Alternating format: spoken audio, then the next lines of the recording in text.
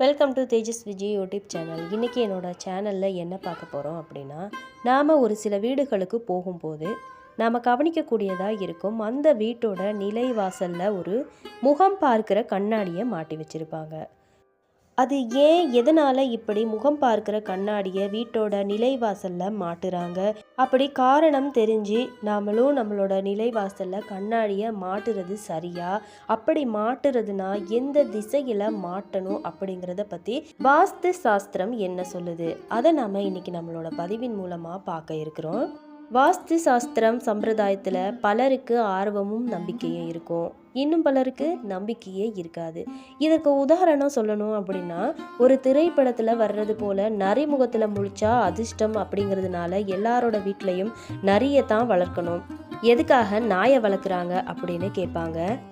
அதுபோல தாங்க பலருக்கு அதிர்ஷ்டத்தின் மீது நம்பிக்கை இல்லாமல் இருக்கலாம். ஆனால் நம்பிக்கை இருக்கிறவங்க சில விஷயங்களை தெரிஞ்சுக்கிறது அவசியம். அவங்க செய்கிற தவறுகளை திருத்திக்கிறதும் ரொம்ப ரொம்ப அவசியமாக கருதப்படுது. பொதுவாக வீட்டில் முகம் பார்க்கும் கண்ணாடியை பயன்படுத்துவோம். அதில் கூட இந்த கண்ணாடியை எங்கே வைக்கணும் எங்கே வைக்கக்கூடாது அப்படிங்கிறது இருக்குது. கண்ணாடியில் கூட வாஸ்துவா அப்படின்னு நீங்கள் கேட்கலாம். கண்ணாடி கூட லக்ஷ்மி கடாட்சம் உள்ள ஒரு பொருள் அப்படிங்கிறத நம்ம ஞாபகத்தில் வச்சுக்கணும்.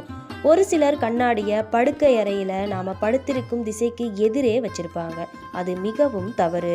இதை மறந்தும் கூட செய்யாதீங்க. இப்படி வச்சிங்க அப்படின்னா கண்ணாடியால் நிறைய எதிர்வினைகள் ஏற்படும். காலையில் எழுந்ததும் நம்ம கண்ணாடியை பார்த்துட்டு எழுந்திருக்கிறதுனால நாம் எந்த செயலை செய்தாலும் அது தோல்வியில் தான் முடியும். ஒருவேளை படுக்கை அறையில் தவிர்க்க முடியாத காரணங்களுக்காக கண்ணாடி இருந்தது அப்படின்னா அதை எடுத்து திருப்பி வைங்க. இல்லைன்னா அது மேலே ஒரு துணியை போட்டு மூடி வச்சிருங்க. காலையில் உங்களுக்கு தேவையான போது திறந்து பார்த்துக்கலாம். அதுபோல தான் குளியல் அறையிலையும் கண்ணாடியை வைக்கக்கூடாது. அப்படியே வச்சா கூட வடக்கு திசையில் இருக்கிற சுவற்றில் அல்லது கிழக்கு திசை சுவற்றில் தான் வைக்கணும்.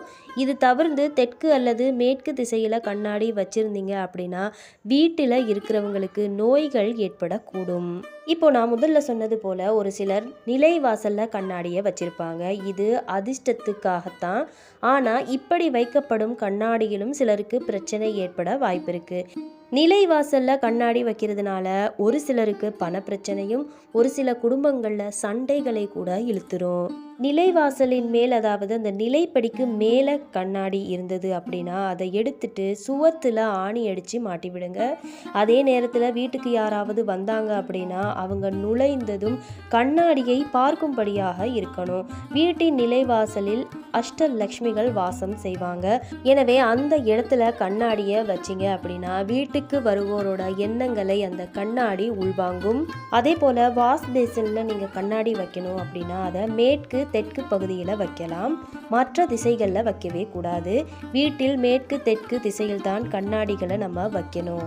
உங்களோட வீட்டில் கஷ்டங்கள் ஏற்பட்டது அப்படின்னா உடனே கண்ணாடியை எடுத்து சரியான இடத்துல வைங்க. நம்பிக்கை தான் வாழ்க்கை. பாசிட்டிவ் எண்ணத்தோடு நீங்கள் இதை செஞ்சீங்க அப்படின்னா கண்டிப்பாக நல்ல மாற்றங்களை நீங்கள் உணர முடியும்.